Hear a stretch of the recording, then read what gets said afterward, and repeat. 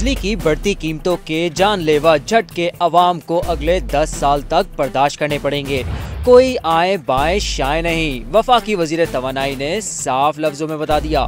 मुल्क में बिजली की कीमत कब कम होगी, ये बात सोच कर लोगों की सोचने की सलाहियत खत्म हो गई, लेकिन बिजली की कीमत कम ना हुई। और अब वफाकी वजीर तवानाई ने भी बता दिया कि अगले 10 साल तक बिजली की कीमत बढ़ती रहेगी। ये बात सुनकर पाकिस्तानियों की 1% उम्मीद भी दम तोड़ गई।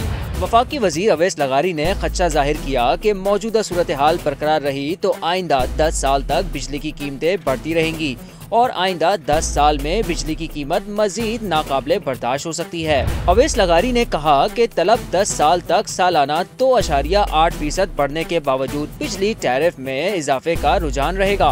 वफाकी वजीर ने मुस्तकबिल के दरामदी बिजली मंसूबे कासा को महंगा करार देते हुए कहा कि दुआ करें अफगानिस्तान में कासा का इंफ्रास्ट्रक्चर ना लग सके, वरना कासा मंसूबे की महंगी बिजली की कीमत कौन अदा करेगा। हम IPPs मुआहदों में कुछ नहीं कर सकते थे, मगर IPPs मालकान की मेहरबानी है कि उन्होंने अपना मुनाफा कुर्बान किया। अवैस लगारी ने मुल्क में सोलर नेट मीटरिंग की रफ्तार कम करने के लिए रेगुलेशन और प्राइसिंग मैकेनिज्म में तब्दीली जरूरी करार देते हुए कहा, अगर के इलेक्ट्रिक की तरह डिस्कोस को भी सब्सिडी देना है तो उन कंपनियों की निजकारी का कोई फायदा नहीं होगा। डिस्कोस की निजकारी को बहुत बारीक बीनी से देख रहे हैं कि इलेक्ट्रिक की निजकारी के बावजूद 170 अरब रुपए की सब्सिडी देना पड़ रही है।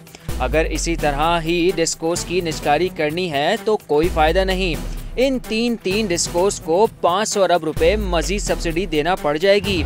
इन तमाम मामलात को निजकारी के अमल में सामने रखेंगे। उन्होंने मजीद कहा कि अवाम नेट मीटरिंग और ऑफ ग्रिड पर जा रहे हैं। रेगुलेशंस और प्राइसिंग को रैशनलाइज किए बगैर सोलर से अवाम को नहीं रोक सकते। मई जून में 3 बिजली तकसीम कार कंपनियों की निजकारी के लिए इजहार दिलचस्पी की दरख्वास्तें आएंगी।